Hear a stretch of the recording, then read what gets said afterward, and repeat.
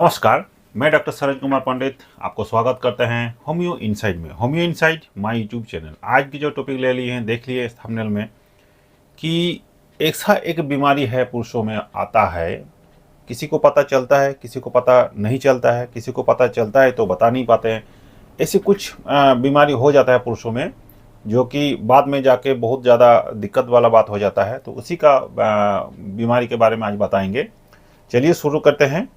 आज का जो टॉपिक है वो है वेरिकोसिल डिजीज, जो बहुत सारे मेरे फ्रेंड्स ने बताया कि सर इसके बारे में एक वीडियो बनाइए, तो आज का उसी के बारे में बताएंगे। चलिए शुरू करते हैं। उससे पहले बोल रहे हैं, आप अगर मेरे चैनल में पहली बार आए हैं तो आपको स्वागत है। जो बहुत दिनों से मेरे साथ जुड़े हुए हैं उनको हार्दिक स्वागत है। और क्या कीजिएगा, अगर वीडियो आपको अच्छा लगे तो एक लाइक जरूर दीजिएगा, और अगर नए आए हैं आप मेरे वीडियो में तो फिर सब्सक्राइब करके रख लीजिए, और बाद में जो साइड में जो आई बॉल बटन है उसमें ऑल में प्रेस करके रख लीजिए, ताकि जब भी हम वीडियो दें आपको तुरंत मिल जाए। एक्चुअली होता क्या है, ये जो वेरिकोसिल है ये है क्या।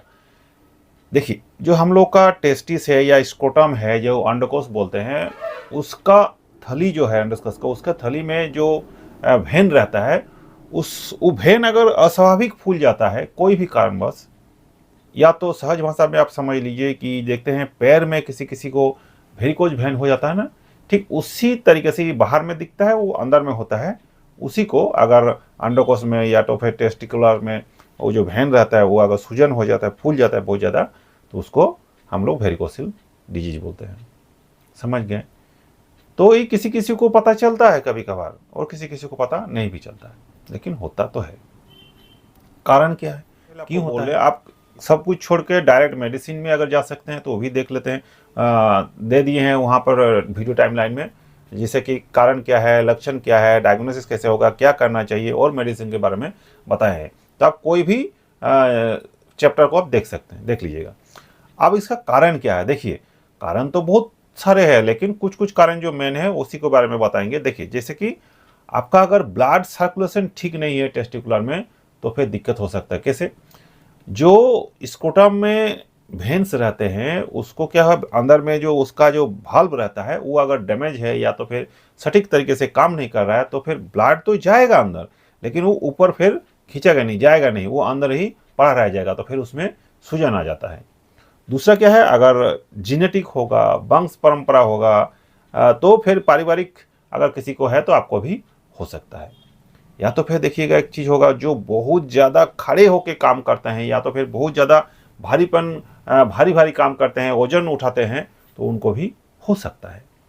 अब इसका लक्षण कैसे पता चलेगा कि हमको वेरिकोसिल हुआ? अगर आपको टेस्टिस में कभी कभार भारीपन या टन टन भाव लगेगा, खिंचाव एक महसूस होता है अंदर तरफ, तो फिर ये एक आपको लक्षण हो सकता है। दूसरा, बहुत देर तक अगर खड़े हैं और आपको लगे कि नहीं मेरे टेस्टिस में थोड़ा सा दर्द हो रहा है या वो दर्द थोड़ा बढ़ रहा है, तो फिर आपको ये लक्षण हो सकता है। कभी कभार देखिएगा टेस्टिस को अगर ठीक तरीके से देखिएगा तो उसमें पेचीला पहने को होगा, से जौंक कैसे रहता है उस टाइप का पेचीला पेचीला पेचीला पेचीला रहता है, आपको दिखाई देगा ऊपर से। ये एक सिम्टम हो सकता है, अनुभव होगा, दिखाई नहीं देगा, अनुभव होगा।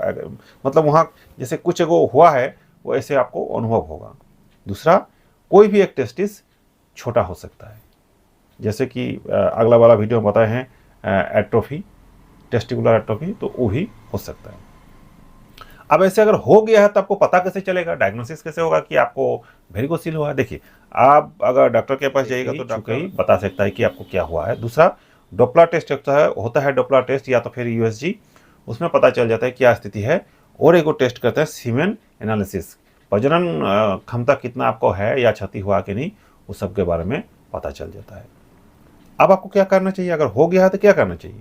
देखिए, अगर आपको थोड़ा मोड़ा फर्स्ट स्टेज में हुआ है तो आपको कंप्लीट रेस्ट रहना चाहिए, थोड़ा सा रेस्ट लेना है, बहुत ज़्यादा काम नहीं करना है। दूसरा, बहुत ज़्यादा देर तक कोई भी काम खड़े होकर नहीं करना है।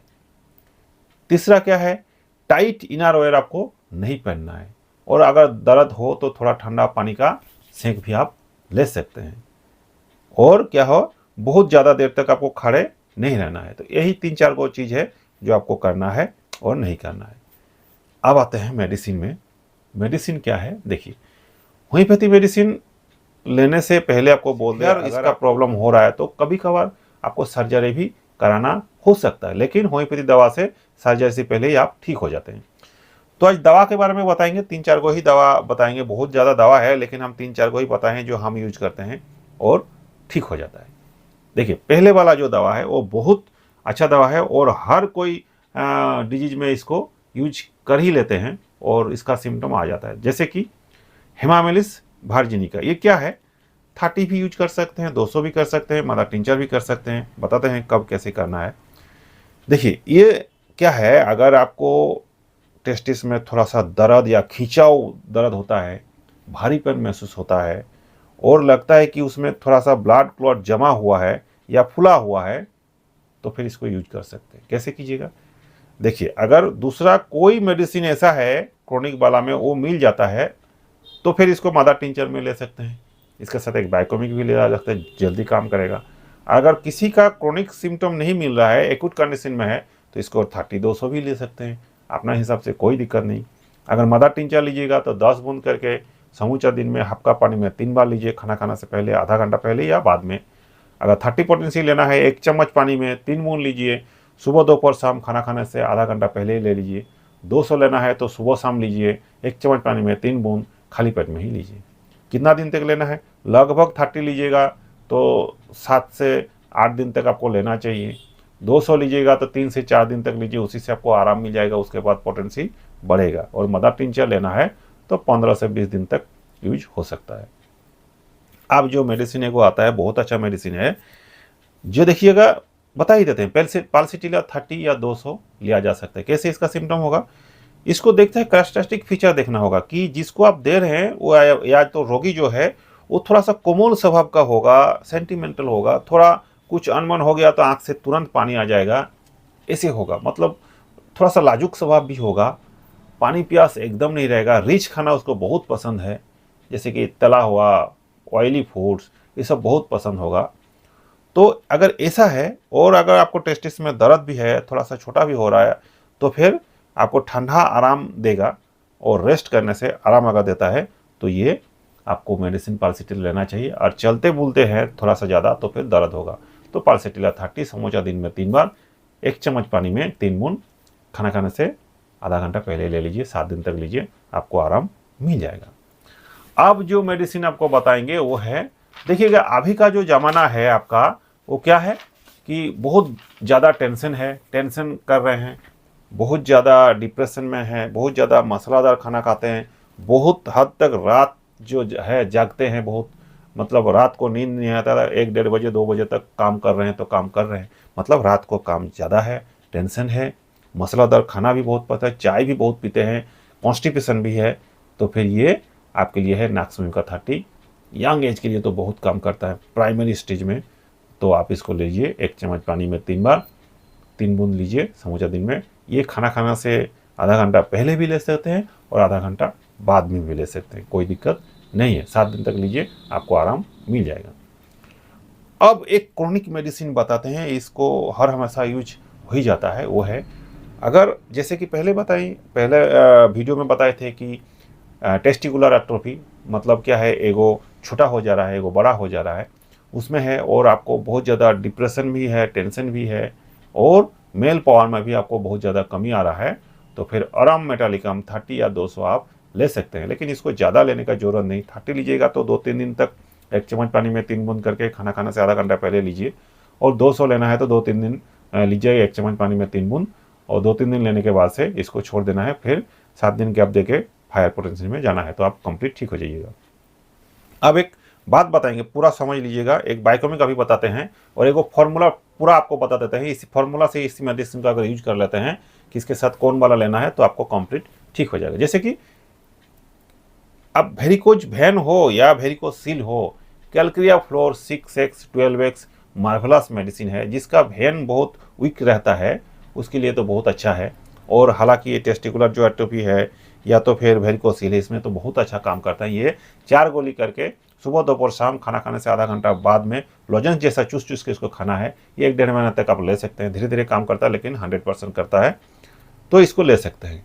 आप देखिए, ये जो 4-5 को दवा बताए हैं, मान लीजिए आपको ऑराम मेटालिकम जो है वो आपका मिल जा रहा है, बहुत अच्छा है, तो उसको 200 पावर में लीजिए, 2-3 दिन लीजिए। उसके साथ क्या लेना है, हेमामालिस मदर टिंचर लेना है, 10 बूंद करके 3 बार लीजिए जैसे बताए हैं, और उसके साथ कैलक्रिया फ्लोर भी लीजिए, वही 4 गोली करके खाना खाने के आधा घंटा बाद लीजिए 3 बार करके। ऐसे कॉम्बिनेशन बना के खाइए तो 7 दिन से 15 दिन के अंदर आपको ठीक हो जाएगा एक्यूट कंडीशन में। और अगर कोई मिल नहीं रहा है तो फिर आप जैसे कि कोई एक मिल रहा है तो हेमामालिस में जाइए 30 या 200, फिर कैलक्रिया फ्लोर इसको ले लीजिए। कोई भी मेडिसिन के साथ कैलक्रिया फ्लोर ले लीजिए, या कॉर्निंग मेडिसिन के साथ हेमामालिस मदर टिंचर भी ले सकते हैं। ऐसे कॉम्बिनेशन करके लीजिए तो बहुत ज़्यादा आपको आराम होगा, लेकिन हाँ एक साथ मिला के कुछ नहीं लीजिएगा। जनरली कोई एक मेडिसिन लेने से ही आपको ठीक हो जा सकता है। तो आज के लिए इतना ही। मेरे से अगर कोई आपको ट्रीटमेंट चाहिए तो यहाँ व्हाट्सअप नंबर जाएगा, आप वहाँ कॉन्टैक्ट कीजिए, मेरे लड़का लोग आपसे कॉन्टैक्ट करेगा। Thank you.